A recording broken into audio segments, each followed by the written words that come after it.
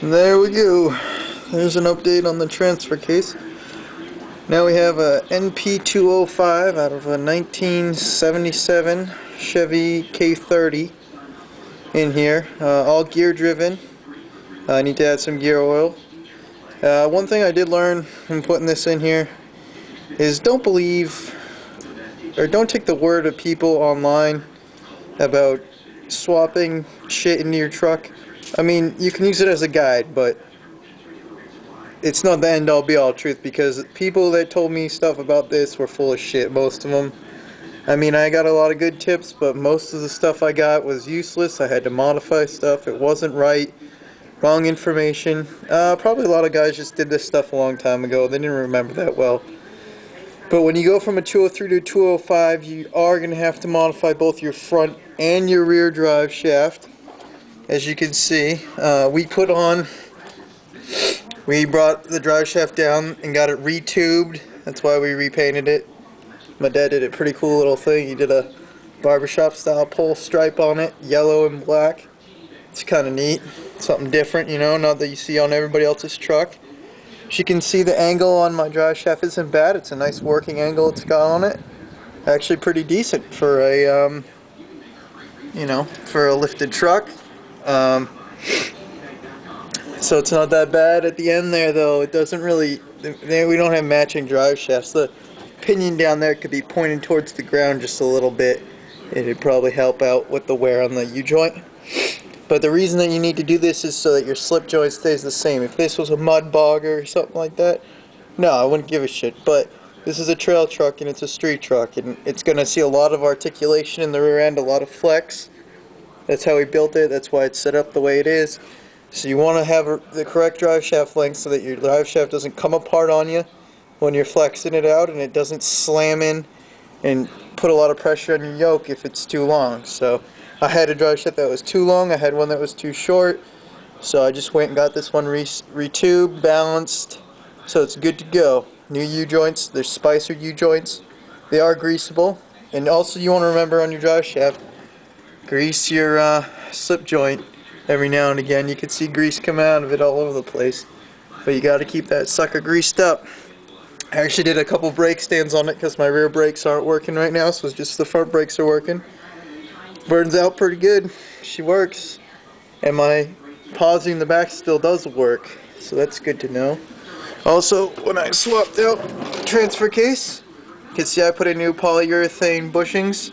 Got those from Energy Suspension, ordered them through Summit Racing. TH350 adapter is right here, you can't see.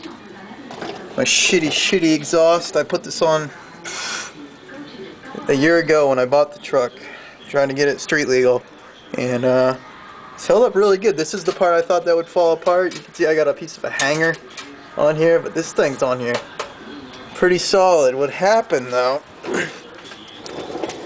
out four-wheel it, and then you can see the slip yoke on my front drive shaft is all the way extended, so I still need to get a front drive shaft made.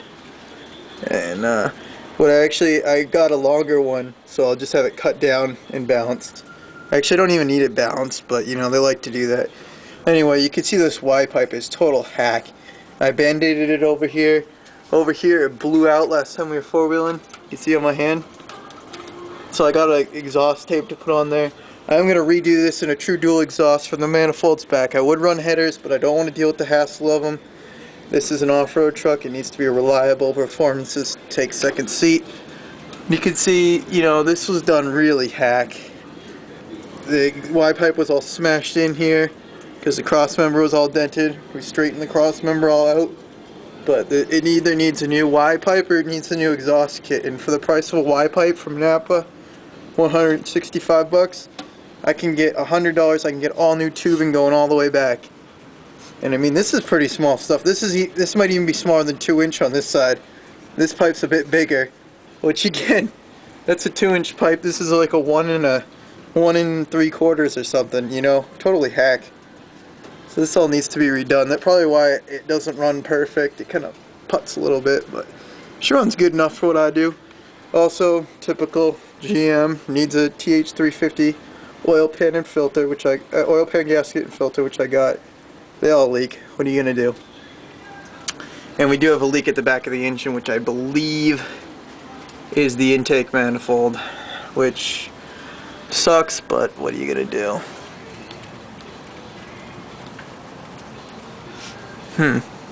It's a little wet right there.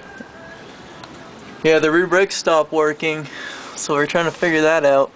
The weird thing is I don't see any fluid leaking, but the master cylinder was low, which has got me concerned because I can't figure out where all that stuff came out of. I would suspect right under here, because when I was tightening up these bolts, the brake line is up in there and the wrench might have pinched it.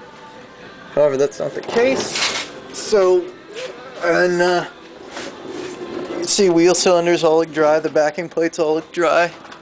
So it's not a blown wheel cylinder.